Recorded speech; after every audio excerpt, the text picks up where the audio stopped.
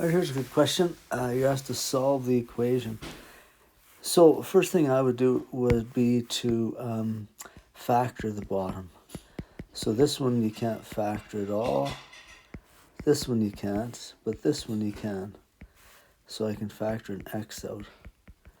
And then figure out what your lowest common denominator is. So you need an x plus 6. And you need an x. And I don't have an x, I already have one of those. So this is my lowest common denominator. Then I'll take and I'll multiply every term by that.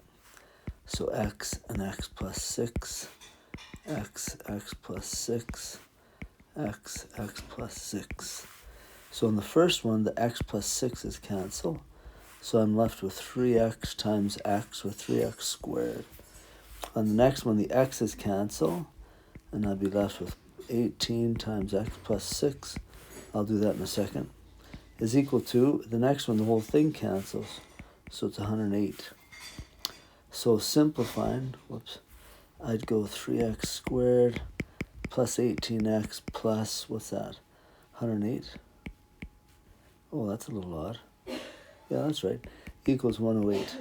Since there's a quadratic, I'll bring everything to the left side and make it equal to 0.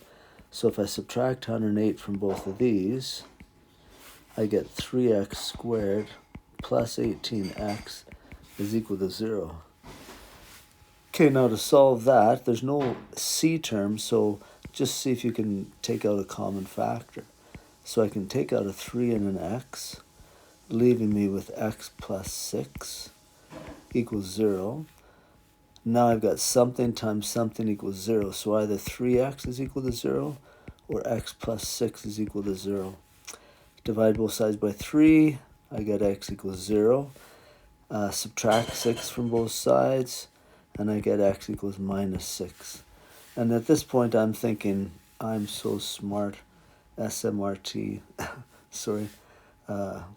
Simpsons reference there. Anyway, so I've got 0 and negative 6. But now I need to check my answers. And if I were to take like a 0 and put it in right here, 18 over 0 is undefined, meaning I can't use that. And same thing if I were to take the negative 6 and plug it in right there, negative 6 plus 6 is also 0 on the bottom, can't have that undefined. So for this question, after all that work, you'd say no solution. Okay, hopefully that helps you with that one.